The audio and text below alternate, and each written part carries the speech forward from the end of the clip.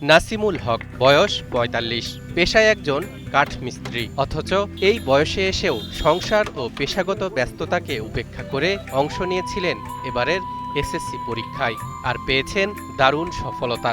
আমি ফার্নিচারের কাজ করি, এটাই আমার কর্মজীবন। এর পাশাপাশি রেজাল্ট করেছি আপনার এসএসসিতে 4.62।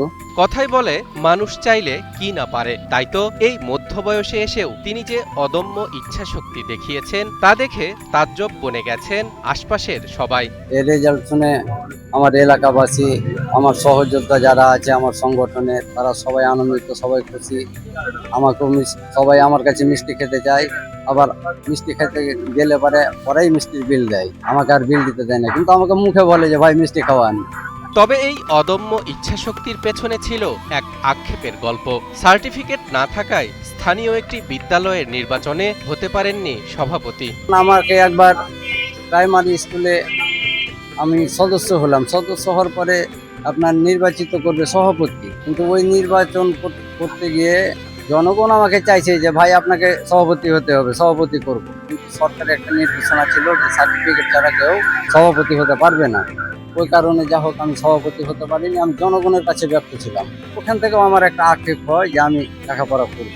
৩ সন্তানের জনক এই মানুষটির পড়ার টেবিল ছেড়ে কাজের টেবিলে নামতে হয়েছিল আজ থেকে ঠিক ২২ বছর আগে।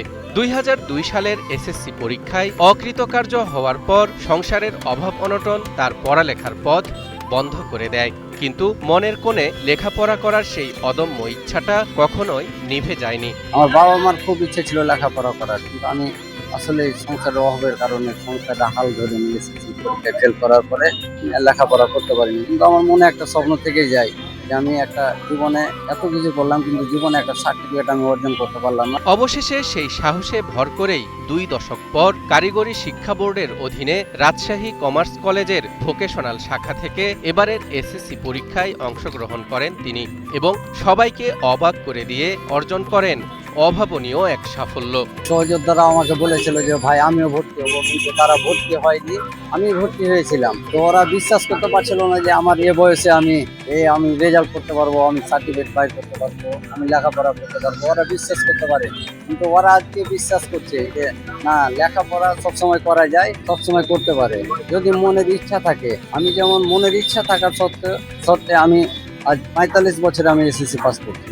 চাঁপাইনবাবগঞ্জের ভোলাহাট উপজেলার গুহালবাড়ি ইউনিয়নের সুরানপুর তিলকিপাড়া গ্রামের নাসিমুল হক শুধু একজন কাঠমিস্ত্রি নন, তিনি ভোলাহাট উপজেলা ফার্নিচার শ্রমিক ইউনিয়নের সাধারণ সম্পাদক হিসেবেও দায়িত্ব পালন করছেন।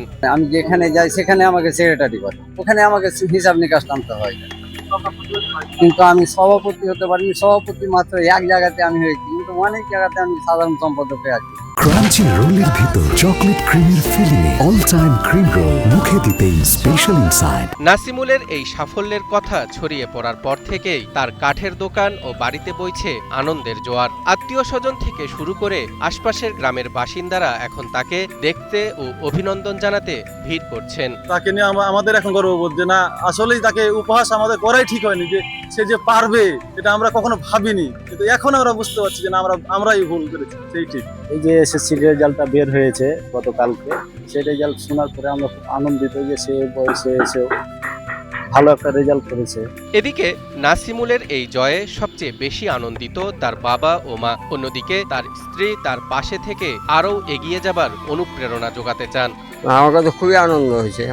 আমার ছেলে লেখাপড়া করছে, গরিব সংসারে খরচা চালাইতে পারে না, সংসার চালাইতে হয়েছে, আর লেখাপড়াও করছে। তো আপনারা সবাই সহযোগিতা করে আমার ছেলেটাকে আরো কিছু উন্নতি করবেন।